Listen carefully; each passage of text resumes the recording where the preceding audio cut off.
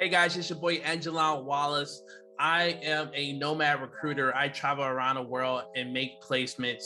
If you are someone interested in starting your own staff and recruitment agency, make sure you check out the links below.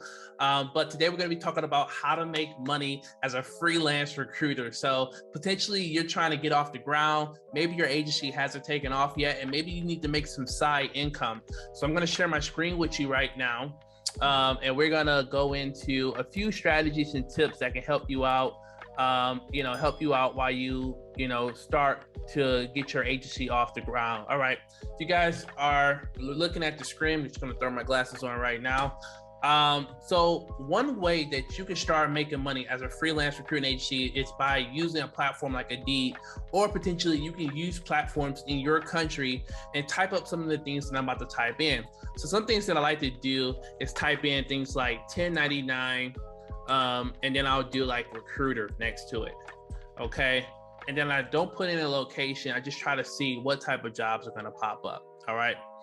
So you're seeing like, okay, we got independent contractor and we have clinical recruiter, remote positions. Now, why would you want to work these jobs? One, you want to work these jobs potentially because you may have your own staffing agency, recruitment agency, and you don't want to sign any non-competes. Because if you sign a non-compete, that means that you cannot work with any of the previous clients that you potentially are working with, or you may not be able to work with any clients outside of your recruitment job if you were to sign, join a recruitment agency as a full-time employee versus a 1099 contractor. So for anybody who's watching this video that doesn't know what a non-compete is when you join an organization and you sign a contract that states that, potentially after you leave a company, you cannot work with any of the clients or any of the previous clients or any clients owned by the company. You cannot work with them potentially for a year to 2 years to up to 5 years. It just varies.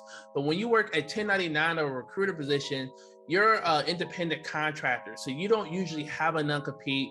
And even if you wanted to still work on these jobs on the side, you're still able to work and run your business as well, and also bring on new clients. So that's the beautiful thing about working these 1099 jobs. I would just make sure you have a little bit 2 to 3 years experience in your resume when applying to these roles, but it's a great opportunity to make some capital and still sustain yourself while you're trying to build your agency. Everyone is not making a placement within their first week or first 30 days. Like, as you guys know my story, it took me 3 months to make my first placement because I'm not working in the business of selling, Amazon products. I'm selling people at the end of the day. And when you're operating on a business that's centered around, helping someone get a job, there's a lot of things that can happen. You're going to have competition. You're going to have jobs offering more money. You're going to have people going through a lot of emotional things.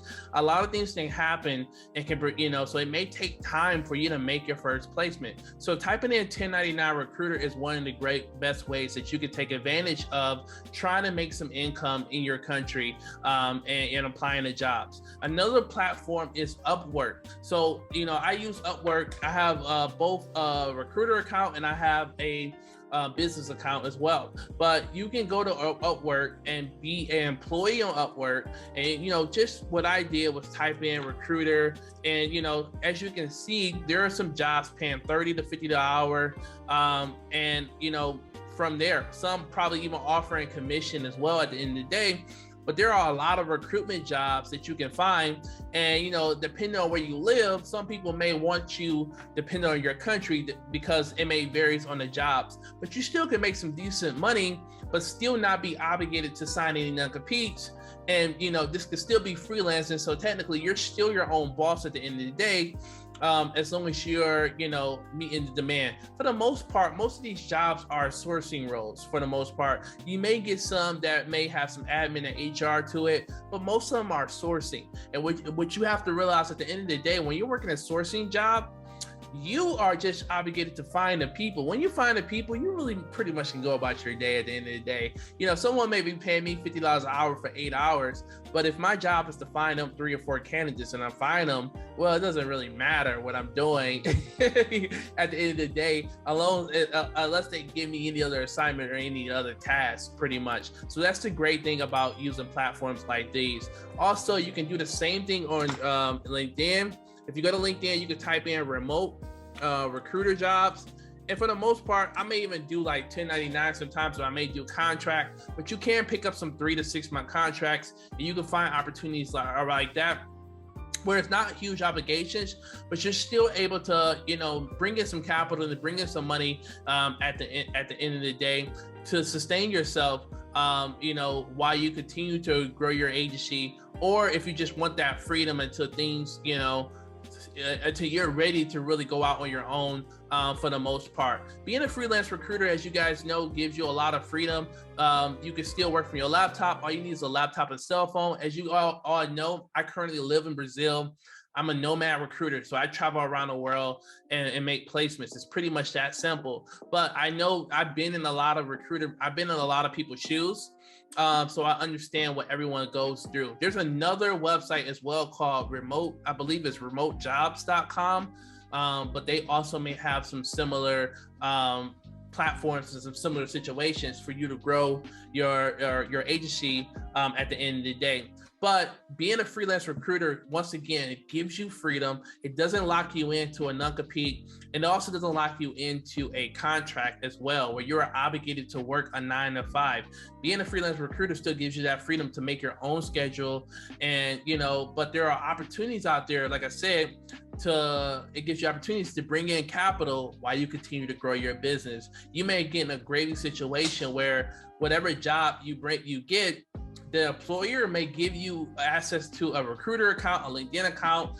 They may give you access to job platforms, and you may be able to also take advantage of using this opportunity, not only to help them source, but to help grow your agency as well. So look at a lot of freelance opportunities as opportunities to grow within yourself and to grow your business, because recruitment is at an all-time high right now. Right now, being a recruiter is a great opportunity because there are so many jobs and so many employers that need help finding good candidates at the end of the day. So please take advantage of these opportunities. If you like this channel, just keeping it, and you want to see more content like this, hit that like button, subscribe to the channel. Let me know what topics you want me to talk about in the recruitment space. I'm going to keep throwing a lot of scenarios, a lot of topics out there, but I can't wait to talk to you guys soon. Thank you.